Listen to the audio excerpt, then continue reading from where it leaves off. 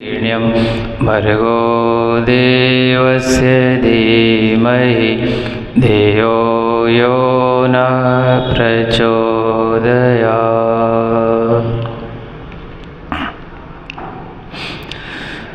उपनिषद की 3 प्रार्थनाएं पीछे से दोहराएं। ओम तमसो मा ज्योतिर्गमय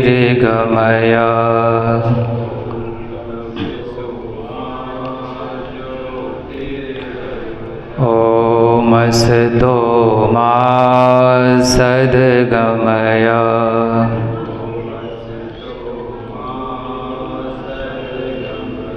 ओम मृत्योर्मामृतं गमय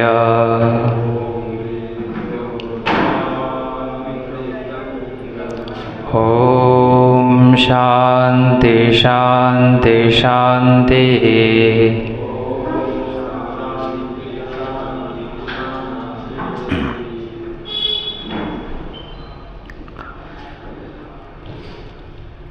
सर्वप्रथम हम सब ने मिलकर ऋषियों, देवताओं एवं अवतारों के उपास्य आदि शक्ति जगन्माता गायत्री के महामंत्र का गायन किया।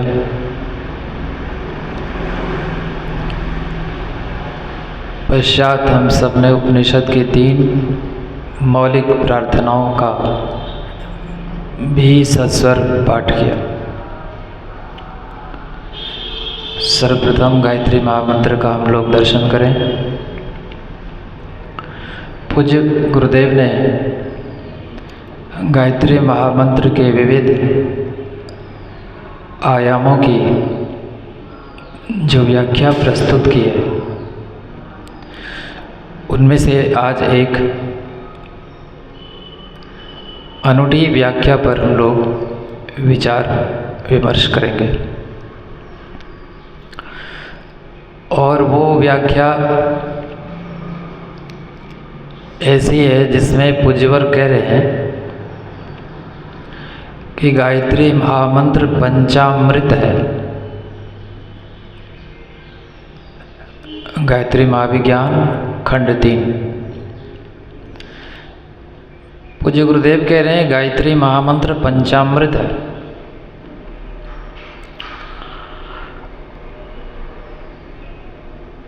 इनकी 5 अमृत धाराएं प्रणव के रूप में, व्याहृदयों के रूप में और गायत्री महामंत्र के 3 चरणों के रूप में व्यक्त होती है। पूज्यवर ने लिखा है कि पंचकोशों का उपहार देकर प्रभु ने हमारी अनंत सुख सुविधाओं का ख्याल रखा है। पंचकोशों का उपहार प्रभु ने हमारी अनंत सुख सुविधाओं को ध्यान में रखकर हमें भेजा है। इन 5 कोशों में जो अमृत भरे पड़े हैं वो हमारे जीवन के सुख एवं उनकी शांति के लिए पर्याप्त है। ऐसी परिस्थिति में अगर गायत्री मंत्र की साधना करने वालों के जीवन में अगर कोई परेशानी है तो फिर इसके कारणों पर भी पूज्यवर ने प्रकाश डाला है। पूज्य गुरुदेव ने लिखा है कि इस पंचामृत का स्वाद ऐसा है जिसकी एक बूंद चखने के लिए, पूज्यवर ने तो सिर्फ बूंद का इस्तेमाल किया, हमने अपने तरफ से 1 लगा दिया। इस पंचामृत का स्वाद ऐसा है जिसकी बूंद चखने के लिए मुक्त हुई आत्माएं भी नर्तन में बार बार अवतार लेती रहती हैं। इस पंचामृत का स्वाद ऐसा है जिसके बूंद चखने के लिए मुक्त हुई आत्माएं भी बार बार शरीर धारण करती हैं, अवतार लेती हैं। तो फिर इतना दुख क्यों जीवन में? आगे वो लिखते हैं कि ईश्वर का राजकुमार, हम सबके लिए उन्होंने लिखा, ईश्वर का राजकुमार जिस दिव्य रथ पर सवार होकर नंदन वन में सैर करने के लिए आया है, उसमें उसे आनंद ही आनंद मिलना चाहिए था। उसमें दुख दैन्य के लिए कोई स्थान नहीं होना चाहिए था, पर ऐसा हुआ नहीं। त्रुटि कहाँ रह गई? अब पूज्यवर कह रहे हैं कि पंचामृत से भरा पंचकोशों से युक्त हमारा शरीर होने के बावजूद अगर हम विपन्न हैं, हैरान है, परेशान है, तो उसका मूल कारण क्या है? कारणों पर प्रकाश डालते हुए पूज्यवर ने गायत्री महाविज्ञान में लिखा है कि बिगड़ा हुआ अमृत विष बन जाता है। स्वामी भक्त कुत्ता जब पागल हो जाता है तो अपने पालने वालों के लिए भी संकट खड़ा कर बैठता है। जीवन का आधार रक्त यानी खून, ब्लड जब दूषित हो जाता है, सड़ना प्रारंभ कर देता है, तो दुर्गंधित पीव के रूप में, वेदनाकार फोड़े के रूप में प्रकट होता है। सड़ा हुआ अन्न विष्ठा बन जाता है। इसी प्रकार से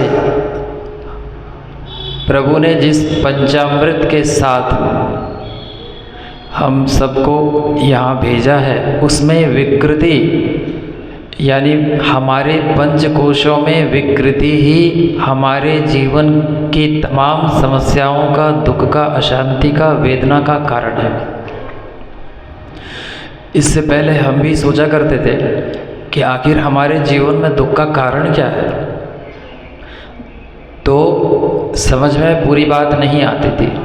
पूज्यवर लिखते हैं कि हमारे शरीर में पंचामृत से युक्त जो पंचकोश हैं, अन्नमय कोश, प्राणमय कोश, मनोमय कोश, विज्ञानमय कोश एवं आनंदमय कोश, इन कोशों में भरे अमृत रस के रहते हुए भी अगर हम मरण धर्म है, पंच क्लेशों से युक्त है, पीड़ा युक्त जीवन हमारा है, तो इसका मूल कारण है इन कोशों की विकृति। इन कोशों में उत्पन्न होने वाले विकार यानी अन्नमय कोश का विकार, प्राणमय कोश का विकार, मनोमय कोश का विकार, विज्ञानमय कोश का विकार एवं आनंदमय कोश का विकार। और अगर हम इस रस का रसास्वादन करना चाहें तो इसका एक सशक्त आधार है गायत्री महामंत्र, जिनको पंचामृत विद्या भी कहते हैं, पंचाग्नि विद्या भी कहते हैं, पंचकोशी विद्या भी कहते हैं, आदि आदि। अब उपनिषद की 3 प्रार्थनाएं। अभी शक्ति साधना का पर्व चल रहा है। शक्ति को हम लोग आध्यात्मिक भाषा में प्रकृति भी कहते हैं।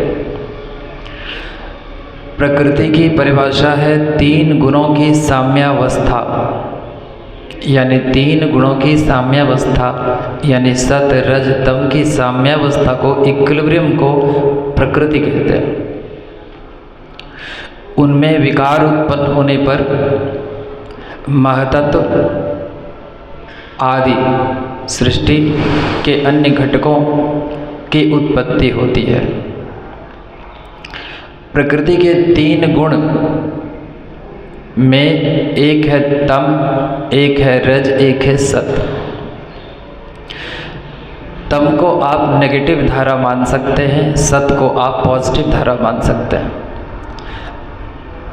और विज्ञान ये कहता है कि नेगेटिव पॉजिटिव के मिलने से, इन दोनों धाराओं के मिलने से ऊर्जा की उत्पत्ति होती है, प्रकाश की उत्पत्ति होती है, रेडिएशन पैदा होता है, प्रकाश मान लीजिए। तो तम का मतलब नेगेटिव, अंधकार, रज का मतलब प्रकाश, और सत का मतलब डिविनिटी या दिव्यता या दिव्य ज्योति, आप ऐसा कह सकते हैं, अखंड ज्योति ऐसा कह सकते हैं। तो पहली प्रार्थना हम सब ने गाई, ओम तमसो मा ज्योतिर्गमय, यानी हम तम से रज की ओर चले, रज ज्योति का प्रतीक। तमसो मा ज्योतिर्गमय यानी तम से रज। असतो मा सद्गमय, असत से सत। असत का मतलब होता है जो डिसॉल्व होगा, जो बिखरेगा। जो भी चीज़ बनी होती है 2 या 2 से अधिक उपादानों से मिलकर, वो उसका बिखरना अवश्यंभावी होता है। तो सत और तम के मिलने से रज बना। तो चूँकि यह सत और तम का ब्लेंड है, मिश्रण है, इसीलिए यह वेरिएबल है, परिवर्तनशील है। तो असत है इस लिहाज से। असतो मा सद्गमय यानी रज से हम सत की ओर चले। तीसरी प्रार्थना, मृत्योर मा अमृतम गमय। मृत्यु की सीमा 3 गुणों तक ही होती है। जब तक इन 3 गुणों का शासन हमारे ऊपर होता है, तब तक हम मृत्यु के अधीन होते हैं, मरण धर्म होते हैं। मृत्यु हमारा धर्म होता है, हमारे जीवन का अनिवार्य सत्य होता है। तो मृत्योर मा अमृतम गमय का मतलब सत से फिर ऊपर चले। अब ऊपर कहाँ जाएंगे? तो 3 गुणों में सबसे नीचे तम, उससे ऊपर रज, उससे ऊपर सत, उससे ऊपर क्या है? उससे ऊपर है त्रिगुणातीत अवस्था, यानी जहाँ पर पहुँचने से हम मृत्यु के बंधन से, आवागमन के चक्र से, मृत्यु के भय से मुक्त हो जाते हैं। मृत्योर मा अमृतम गमय का अर्थ है अब हम सत से गुणातीत अवस्था की ओर चलें, त्रिगुणातीत अवस्था की ओर चलें। यानी उपनिषद की ये 3 प्रार्थनाएं हमारे मन के 3 स्टेप्स, हमारे मन के 3 एक तरह से छलांग, 3 जंप्स की ओर इंडिकेट करता, इशारा करता। यानी पहले हम तम, अभी तम में है तो रज में चलें, रज में हमारी स्थिति हो गई तो सत में चलें, और सत में हमारी प्रतिष्ठा हो गई तो हम त्रिगुणातीत अवस्था को प्राप्त करें, अमृतमयी अवस्था को प्राप्त करें, यानी पंचामृत को प्राप्त करने के अधिकारी बने। इस प्रकार हम सबने पूज्यवर द्वारा प्रेरित गायत्री महामंत्र एवं उपनिषद की 3 मौलिक प्रार्थनाओं का दर्शन किया। अब एक छोटा सा भजन, आइए मुकेश, याद है भजन?